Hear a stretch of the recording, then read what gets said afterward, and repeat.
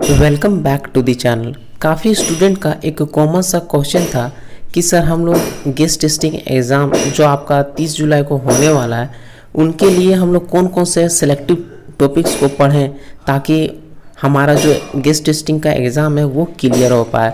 दोस्तों आज मैं आपको इन्हीं सारे इम्पोर्टेंट टॉपिक्स के बारे में बताने वाला हूँ जिसको कि आप पढ़ करके इजीली आप गेस्ट टेस्टिंग का एग्ज़ाम वो पास कर सकते हो। आइए इससे पहले यदि आप चैनल पर नए हैं तो मेक श्योर चैनल को सब्सक्राइब करें और बेल आइकन को भी प्रेस कर लें। दोस्तों आइए हम लोग देखते हैं कि कौन कौन से टॉपिक्स को हम लोग को पढ़ना चाहिए। तो सबसे पहला यहाँ पे आपका आता है CMR। CMR में आपको कौन कौन से टॉपिक्स को पढ़ना है उसको हम लोग डिस्कस करते हैं। देखिए आपका जो एग्ज़ाम होने वाला है उस एग्ज़ाम में आपको 50 क्वेश्चंस पूछे जाएंगे और उनमें से आपको 50% ही स्कोर करना है। यानी कि अगर आप लोग 50 क्वेश्चन में से 25 क्वेश्चन को राइटली आंसर दे देते हो तो आपका गेस्ट टेस्टिंग का एग्ज़ाम वो आप इजीली क्रैक कर सकते हो।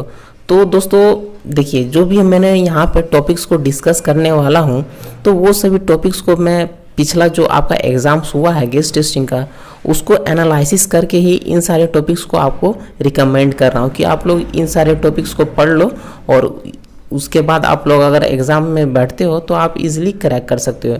तो हम लोग बात करने वाले हैं कि CMR 2017 यानी कि कोल माइंस रेगुलेशन 2017 से कौन कौन से टॉपिक्स को पढ़ें ताकि हमारा जो एग्ज़ाम है वो क्लियर हो पाए। तो दोस्तों देखिए CMR 2017 से डायरेक्टली क्वेश्चन आया था रेगुलेशन नंबर 2 से, जो आपका डेफिनेशन वाला सेक्शन है उसमें आपका डायरेक्टली उससे क्वेश्चन आया था। जैसे अगर हम लोग बात करें तो डेफिनेशन वाला सेक्शन में लिखा हुआ है एक गैस का डेफिनेशन दिया हुआ है, तो गैस से डायरेक्ट आपका एक क्वेश्चन आ गया था।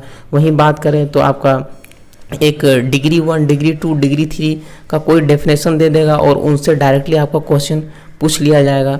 तो रेगुलेशन 2 आपका मस्ट है, आपको उसको करके ही जाना है, आप इसको नेगलेक्ट नहीं कर सकते हैं। और एक क्वेश्चन आया था आपका पिछला एग्ज़ाम में रेगुलेशन 153 से, इससे भी डायरेक्टली एक क्वेश्चन आ गया था।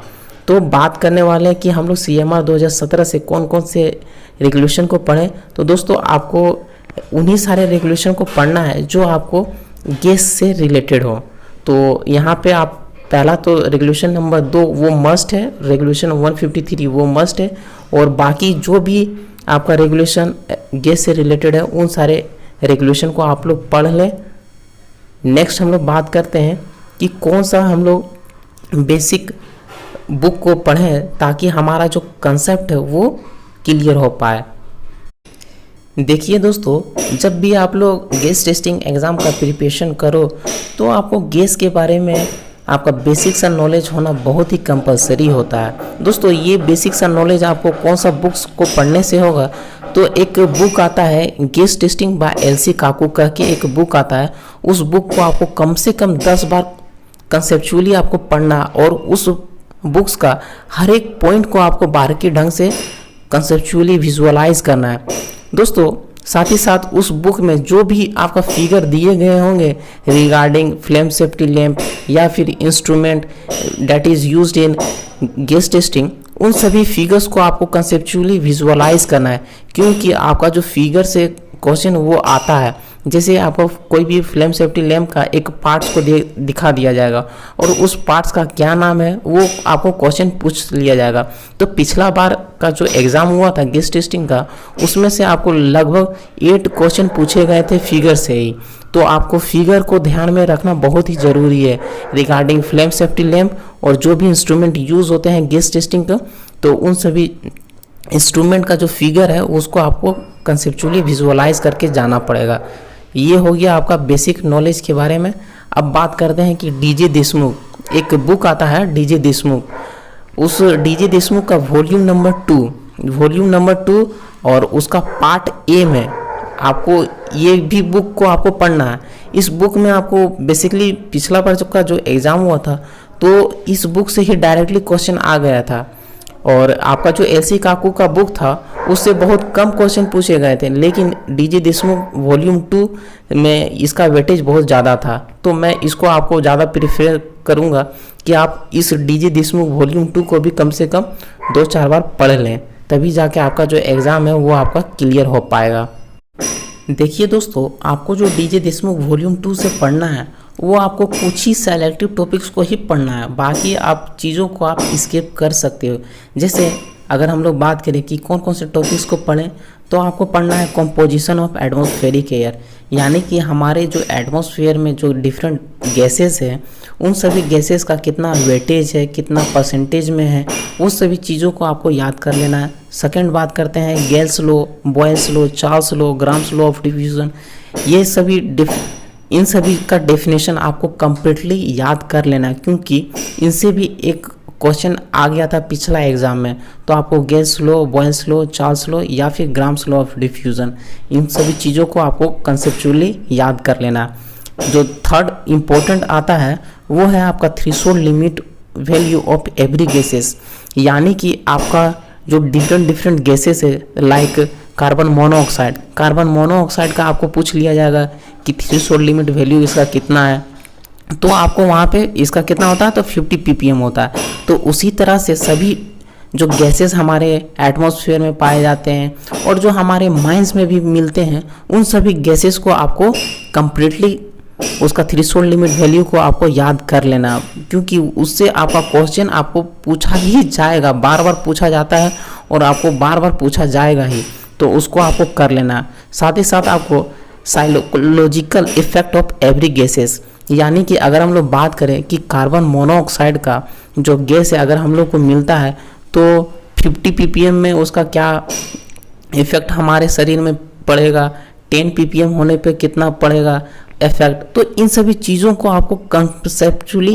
याद कर लेना है, क्योंकि इससे भी आपका जो क्वेश्चन है वो बनते हैं कि आपको डिफरेंट गैसेस का हमारे शरीर में वो डिफरेंट इफेक्ट मिलेगा, तो उसको आपको कर लेना है। जैसे कि आपको बोल दिया जाएगा कि 19% ऑक्सीजन होने पे आपको शरीर में क्या क्या दिक्कत होगी, तो वो सभी क्वेश्चन आपका बनता है। तो आपको psychological effect of every gases, हर एक गैसेस का साइकोलॉजिकल इफेक्ट हमारे ह्यूमन बॉडी में क्या प्रभाव पड़ेगा, उन सभी चीज़ों को आपको कर लेना। और बात करें तो specific gravity of every gases, जितने भी गैसेस हैं उसका स्पेसिफिक ग्रेविटी क्या है उसको भी आपको याद कर ही लेना है।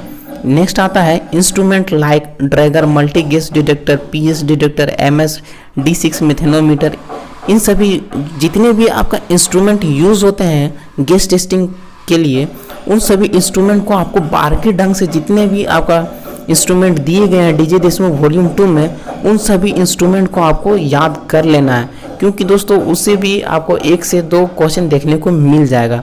साथ ही साथ अगर हम लोग बात करें कि हम लोग कौन कौन से चैप्टर्स को पढ़ें इस वॉल्यूम 2 में, तो आपको पढ़ना है चैप्टर नंबर 1 को पढ़ना है, चैप्टर 2 पढ़ना है, चैप्टर 4 पढ़ना है, चैप्टर 5 और चैप्टर 6, इन्हीं सारे चैप्टर को आपको पढ़ना है। बाकी आप चैप्टर्स को स्किप कर सकते हो। और ध्यान रखें कि आपको पार्ट 1 को ही पढ़ना है, पार्ट ए ही आपको पढ़ना, पार्ट बी आपका मेटल माइन से रिलेटेड है तो उसको आप स्किप कर सकते हो, उससे आपको क्वेश्चन नहीं आएगा। आपको जो भी पढ़ना है वो पार्ट ए से पढ़ना है और पार्ट ए में आपको इन सारे चैप्टर्स को ही पढ़ना है। ये हो गया आपका डीजे देशमुख वॉल्यूम 2 से। अब बात करते हैं कि देखिए दोस्तों, हमारा जो भी सेकेंड ईयर का सिलेबस था, उस सेकेंड ईयर का सिलेबस में एक सब्जेक्ट आता है वेंटिलेशन। वेंटिलेशन से भी क्वेश्चन आपका आया था, तो मैं आपका कंसेप्चुअल नॉलेज के लिए, क्योंकि हो सकता है कि इन सभी टॉपिक से आपका क्वेश्चन क्रिएट हो, और ये सभी जो वेंटिलेशन का सब्जेक्ट है उसमें आपका कुछ अगर हम लोग चैप्टर का बात करें, जैसे माइन एयर हो गया, माइन क्लाइमेट हो गया, तो उनसे आपका क्वेश्चन आया था पिछला बार भी। तो आपको वेंटिलेशन सब्जेक्ट जो आपका सेकेंड ईयर में आपने पढ़ा होगा, तो उसको आपको एक बार और क्विक रिवीजन कर लेना है, ताकि अगर इन सभी टॉपिक से आपका क्वेश्चन आए तो आप इजीली उसको हैंडल कर सको। तो अगर हम लोग बात करें यहाँ पे कि हम लोग को सेकेंड ईयर का जो वेंटिलेशन सब्जेक्ट था उसमें से हम लोग कौन कौन सा चैप्टर को पढ़ें, तो आपको चैप्टर 1 पढ़ लेना है और चैप्टर 2 पढ़ लेना। कम से कम आपको 2 चैप्टर्स पढ़ लेने, और बाकी जो भी चैप्टर्स दिए गए थे आपके सिलेबस में उसको आप लोग स्किप कर सकते हो। ये 2 चैप्टर आपका बहुत ही ज़्यादा इम्पोर्टेंट रोल पैदा करेगा। और साथ ही साथ अगर आप लोग पढ़ सकते हो बैरोमीटर, हाइग्रोमीटर, काटा थर्मोमीटर, इन सभी टॉपिक से भी आपका क्वेश्चन आ सकता है, इसलिए आपको इन सभी टॉपिक्स को कवर अप कर लेना है। और बात करें तो दोस्तों इसी तरह से आपका जो थर्ड ईयर का सिलेबस है, उस सिलेबस में आपका एक सब्जेक्ट आता है mine environment and safety engineering करके। तो उस सब्जेक्ट को अगर आप लोग पढ़े होंगे तो उसमें से भी आपको क्वेश्चन देखने को मिल जाएगा। उसमें से जैसा कि अगर हम लोग बात करें तो कौन कौन से क्वेश्चंस आते हैं और कौन से क्वेश्चन आने का प्रोबेबिलिटी है, तो उसको हम लोग डील करते हैं। लाइक स्पॉन्टेनियस हीटिंग से भी पहला आपका क्वेश्चन आ गया था कि पूछा गया था कि स्पॉन्टेनियस हीटिंग होगा तो हम लोग को कैसे, कौन सा स्मेल हम लोग को मिलेगा, उसका इफेक्ट क्या होगा, उनसे क्वेश्चन डायरेक्टली पूछा गया था पिछला एग्जाम में।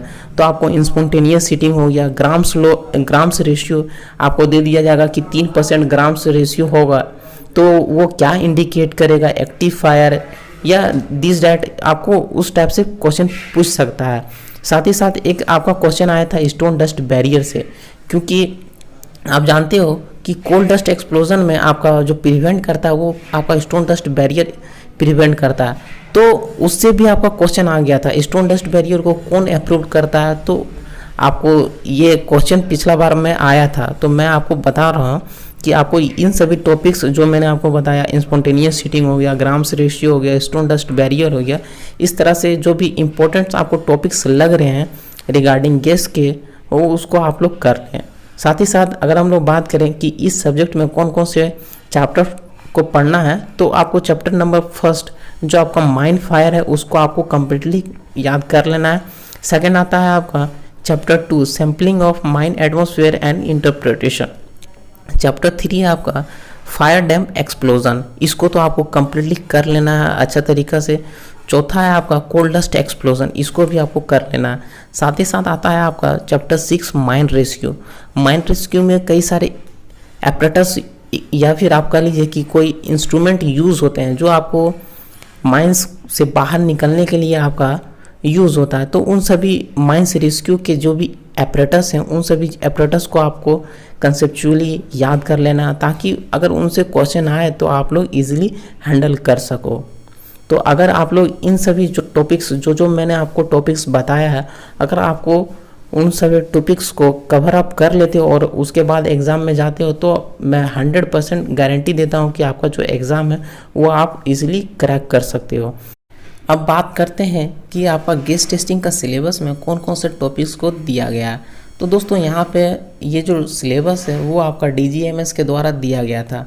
इसमें आपको पढ़ना है construction, assembly and working principle of flame safety lamp and other approved apparatus. दोस्तों जैसा कि मैंने आपको बताया कि आपको फ्लेम सेफ्टी लैंप का कौन कौन सा पार्ट्स है, उसका कंस्ट्रक्शन कैसा है, उससे हम लोग किस तरह के गैसेस का जाँच कर सकते हैं, और उस फ्लेम सेफ्टी लैंप से कितने तरह से हम लोग इन्फ्लेमेबल गैसेस को जांच कर सकते हैं, उन सभी चीज़ों को आपको ध्यान देना है। और साथ ही साथ आपको ध्यान देना क्या है, तो उसका जो पार्ट्स है, फ्लेम सेफ्टी लैंप का जो पार्ट्स है उसको आपको बारीकी ढंग से ध्यान देना है। और साथ ही साथ जो भी इंस्ट्रूमेंट आपके यूज़ हो रहे हैं such as methanometer, multi gas detector, telemonitoring system, इन सभी जो भी इंस्ट्रूमेंट हैं उनका आपको फिगर आपका बहुत ही ज़्यादा इंपॉर्टेंट रोल पैदा करेगा। तो मैं आपको बता रहा हूँ कि मिथेनोमीटर का फिगर हो गया या फिर मल्टी गैस डिटेक्टर का फिगर हो गया, उन सभी इंस्ट्रूमेंट का कंस्ट्रक्शन को आपको देखना है और उसका वर्किंग प्रिंसिपल, वो कौन कौन से गैसेस का जांच करते हैं, उन सभी इंस्ट्रूमेंट को आपको कंप्लीटली कर लेना है, तभी जाके आपका जो एग्ज़ाम है वो क्लियर हो पाएगा। सेकेंड टॉपिक्स है आपका effect of inflammable gas in different percentage and the difference between combustion and explosion. दोस्तों मैंने आपको जैसा कि पहले ही बताया कि डिफरेंट गैसेस का हमारे बॉडीज़ में अगर डिफरेंट परसेंटेज होने पे कौन कौन सा इफेक्ट होगा, उन सभी चीज़ों को आपको बारीकी ढंग से देख लेना है। साथ ही साथ आपको पढ़ लेना है difference between combustion and explosion, कि एक्सप्लोजन और कंबशन में कौन कौन सा डिफरेंस होता है, इसको आपको कर लेना है। तीसरा में है आपका method of testing for inflammable gas underground with a flame safety lamp and other approved apparatus. दोस्तों जैसा कि आप लोग जानते हो कि फ्लेम सेफ्टी लैंप से हम लोग दो तरह से आपका जो इन्फ्लेमेबल गैस का वो जांच करते हैं। एक होता है आपका एक्यूमुलेशन टेस्ट और दूसरा क्या होता है, तो आप लोग कमेंट सेक्शन में कमेंट करके बताओ। तो आपको वो सभी चीज़ों को आप लोग को कर लेना है। साथ ही साथ चौथा जो पॉइंट है आपका, provision of the coal mines regulation 2017 made under the mines act 1952 relating to safety lamp and the presence of inflammable gas in a mine. इसमें दोस्तों बारीकी ढंग से बताया गया है कि जो भी आपका CMR 2017 है, उस CMR 2017 में आपको जो भी इम्पोर्टेंट्स है, CMR 2017 में जो भी इम्पोर्टेंट है रेगुलेशन रिगार्डिंग आपका safety lamp and the presence of inflammable gas in a mine, उन सभी चीज़ों को आपको कर लेना है। मैंने आपको पहले ही बताया कि जो भी रेगुलेशन आपका रिलेट कर रहा है गैस से, उसको आपको कम्प्लीटली करके ही जाना है। पांचवा पूछा इसमें बोलता है कि actual testing for inflammable gas with flame safety lamp and other approved apparatus. दोस्तों आपको साथ ही साथ आपको ये भी कर लेना है कि 3% जब हमारा फ्लेम सेफ्टी लैंप का जो हाइट होगा, उससे हम लोग को कितना परसेंटेज तक हम लोग गैस का पता करेंगे। तो ये सभी चीज़ों को भी आपको करके ही जाना है। ये सभी आपका सिलेबस थे regarding syllabus of gas testing exam. उम्मीद करते हैं कि आपका ये जो वीडियो है वो आपको इन्फॉर्मेटिव लगा होगा। दोस्तों अगर आपको यह वीडियो इन्फॉर्मेटिव लगी है तो डेफिनेटली अपने दोस्तों के साथ शेयर करें, ताकि आपका जो दोस्त हैं और आप वो इजीली गैस टेस्टिंग एग्ज़ाम को क्लियर कर सको। मिलते हैं एक और जानकारी के साथ।